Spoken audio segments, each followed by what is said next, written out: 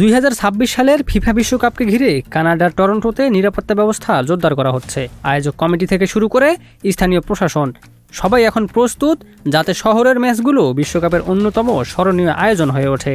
FIFA বিশ্বকাপ 2026 অনুষ্ঠিত হবে উত্তর আমেরিকার 3 দেশ, যুক্তরাষ্ট্র, কানাডা ও মেক্সিকোতে যৌথভাবে। এই আসরে টরন্টো গুরুত্বপূর্ণ ভেন্যু হিসেবে 6টি ম্যাচ আয়োজন করবে, যার মধ্যে কানাডার জাতীয় দলের উদ্বোধনী ম্যাচও রয়েছে। এদিকে টরন্টো পুলিশ জানিয়েছে, টুর্নামেন্ট চলাকালে বড় ধরনের জনসমাগম ও সম্ভাব্য প্রতিবাদ বিক্ষোভের আশঙ্কা রয়েছে। তাই স্টেডিয়াম, ডাউনটাউন ফ্যান্স ফেস্টিভ্যাল এলাকা, নর্থ ইয়র্কের ডাউন্স ভিউ পার্ক এবং ইটোবিকোর সেন্সেনিয়াল পার্ক, এই 4 এলাকাকে বিশেষ নজরদারিতে রাখা হবে। নিরাপত্তা নিশ্চিত করতে টরন্টো পুলিশ ছাড়াও আরসিএমপি, ডারহাম, ইয়র্ক, পিল এবং অন্টারিও প্রভিন্সিয়াল পুলিশ একসঙ্গে কাজ করবে।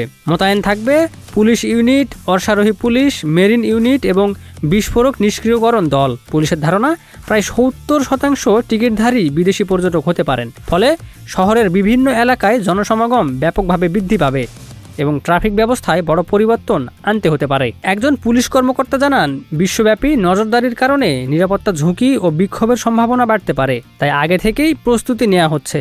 সব মিলিয়ে টরন্টোকে বিশ্বকাপের জন্য নিরাপদ ও সুশৃঙ্খলভাবে প্রস্তুত করতে ব্যাপক পরিকল্পনা বাস্তবায়ন করছে স্থানীয় প্রশাসন। Desk report, news flash 71।